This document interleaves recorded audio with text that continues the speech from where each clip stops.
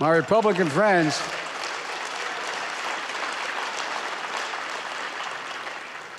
they seem shocked when I raised the plans of some of their members and their caucus to cut Social Security.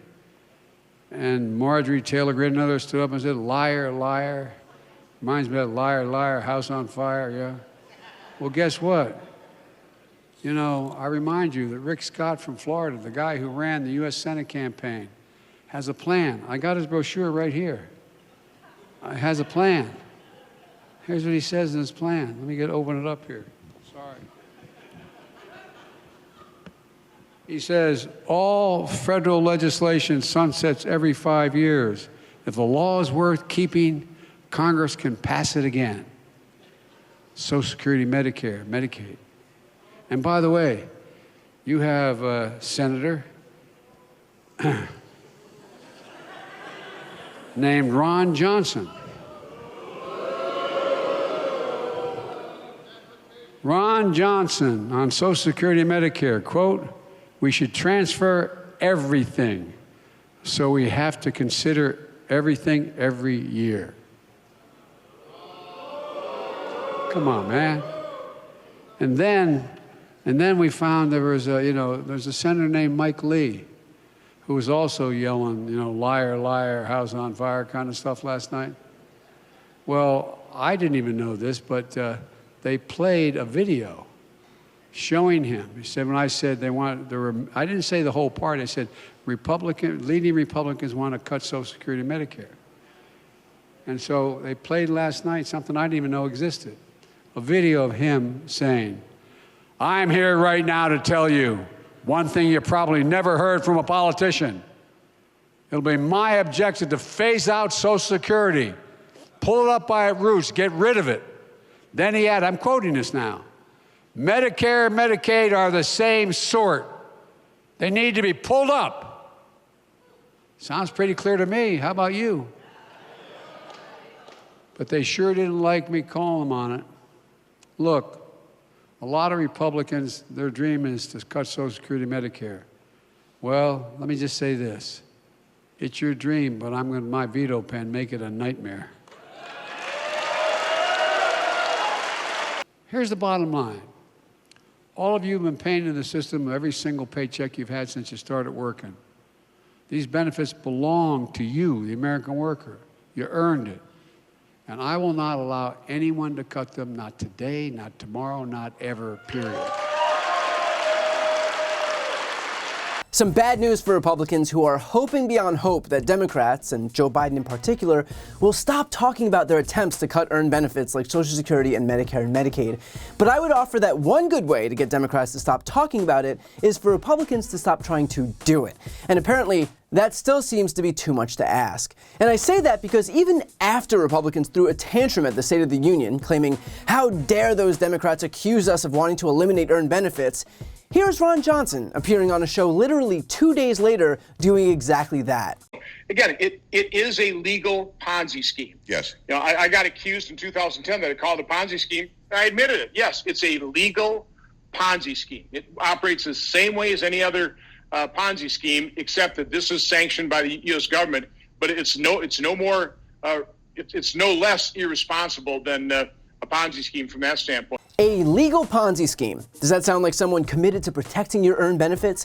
Not exactly the ringing endorsement you'd expect from a party that's currently falling over itself, swearing up and down that it'll do anything to protect your earned benefits. Here's another Republican senator, Mike Rounds, also coming out the very weekend after the State of the Union, where Republicans had their little fainting spells over the very notion that Democrats would accuse Republicans of being hostile to Medicare, Medicaid, and Social Security. President Biden out there, obviously, on the campaign trail, as it were, not officially, hitting Republicans all week on Medicare, Social Security, and he's pointing specifically to the plan that your colleague, Senator Rick Scott, Republican of Florida, released when he was leading the Senate GOP's campaign arm, which says, just to quote, all federal legislation sunsets in 5 years. If a law is worth keeping, Congress can pass it again, unquote. Do you support that plan? I kind of look at Social Security the way I would at the Department of Defense and our defense spending. We're never going to not fund defense. But at the same time, every single year, we look at how we can make it better.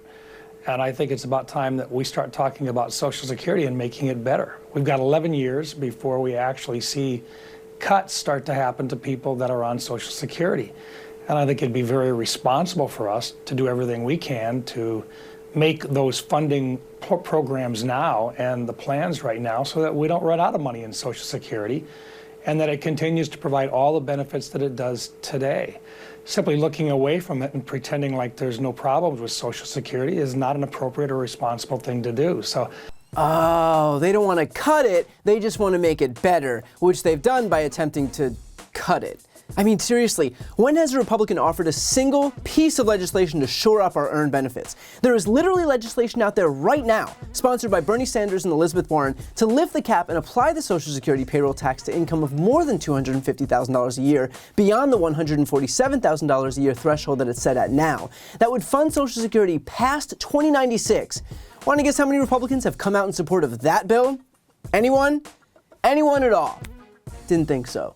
So when Republicans like Mike Rounds try to rewrite history and make themselves into these saviors of earned benefits, maybe ask them to prove it. Because there's what Republicans say and there's what Republicans actually do, and those two things aren't related in the slightest. In that same interview with Jake Tapper, Mike Rounds also says this. and the best way to do that is to take a look at other successful pension programs that the vast majority of us, including a lot of the folks that you're going to be talking to, would include in their portfolios. You might have caught the word portfolio, betraying the fact that they view Social Security as an investment opportunity. That is not what Social Security is. Social Security is not an investment opportunity, it is an insurance policy. It's there so that you're 100% sure that when you're older, you have that guaranteed income. If you want to invest your money in the market, no one's stopping you. Go ahead, knock yourself out. But this money is not play money. It is not money that if we have an economic downturn, those seniors can afford to wait until the market recovers 1, 2, 3, 5, 10 years later. These Republican politicians do not care about the possibility of a downturn because they're rich and don't rely on Social Security to survive. But not everyone is as well off as Ron Johnson and Mike Rounds, so they can't afford to gamble with these funds. They can't afford to hope that a downturn like what happened in 2008 doesn't happen again. Again, this money is not a market investment, it is a guarantee. Those two things are not the same. And let's be clear, these calls by Republicans to eliminate earned benefits didn't start this year. Here are just a few instances going back years of Republicans demanding an end to these programs. I'm here right now to tell you one thing that you probably haven't ever heard from a politician. It will be my objective to phase out Social Security, Nice. to pull it up by the roots and get rid of it. Here, here, buddy.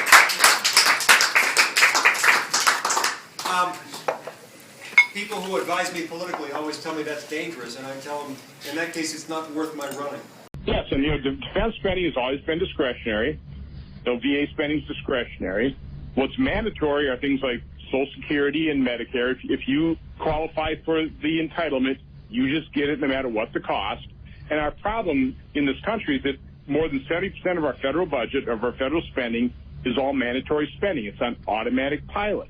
It never, you just don't do proper oversight. You don't get in there and fix the programs going bankrupt. It's just on automatic pilot. What we ought to be doing is we ought to turn everything into discretionary spending so it's all evaluated so that we can fix problems or fix programs that are broken, that are going to be going bankrupt. But because, again, as long as things are on automatic pilot, we just continue to pile up debt. It's mortgaging our kids' future. It's this massive debt burden. I have to ask you about the national debt. $21 trillion. The deficit, $779 billion. Some predicting that could reach $1 trillion in 2019. What's going on with the debt? It's very disturbing, and it's driven by the three big entitlement programs that are very popular: Medicare, Social Security, and Medicaid. That's 70% of what we spend every year. The subject we were just discussing, the funding of the government, is about 30% of what we spend. There's been a bipartisan reluctance to tackle entitlement changes because of the popularity of those programs. Hopefully, at some point here, we'll get serious about this. We haven't been yet. What they need to be doing is looking at entitlements. Look at Social Security. Look at Medicaid. Look at Medicare. Look at these things, and let's actually go to the heart of what's causing government to grow. So again, we can sit here and play make-believe and act as if Republicans are somehow, on some planet, not hostile to these programs, but to do so is to be purposefully ignorant of what we know now and what we've known for years, which is that they do not want these programs to exist. And if you hear the media talk about how Republicans just vowed not to touch Social Security and Medicare and Medicaid, so we have nothing to worry about, just remember that that's fine if they want to bury their heads in the sand because they're apparently content to just blindly believe whatever these proven liars tell them. But just because they are doesn't mean you should be. We know two things for certain: that Republicans didn't just develop an affection for these programs overnight, and that they will lie to you to get power, and once they have power, they'll discard whatever promises they just made to you and do whatever they want instead. Just like they promised to protect pre-existing conditions and then tried 77 times to eliminate the ACA, which was the only law protecting coverage for those with pre-existing conditions. Just like they promised a middle-class tax cut and gave one to millionaires and billionaires instead. Just like they said that abortion was a states' rights issue and then turned around and introduced a nationwide abortion ban. They will lie because they are not there to serve you, they are there to serve themselves. So if you're a senior, if you're disabled, if you're low income, if you or your loved ones rely on Social Security or Medicare or Medicaid to survive, then do not let these people take power. Because when it comes to protecting your earned benefits, they've been telling you for years exactly how eager they are to destroy them. Before you go, if you enjoyed this video and want to see more, please make sure to subscribe to my channel. You can click the thumbnail right here on this screen. And if you want to support my work even further, the best way is to subscribe to my podcast, No Lie with Brian Tyler Cohen. There you can check out my interviews with major players in the world of politics, including President Biden, Vice President Kamala Harris, Pete Buttigieg, Elizabeth Warren, Katie Porter, Jamie Raskin, and so many more. Plus other interviews that live exclusively on the podcast. That link is also right here on this screen, or just search No Lie with Brian Tyler Cohen wherever you listen to podcasts.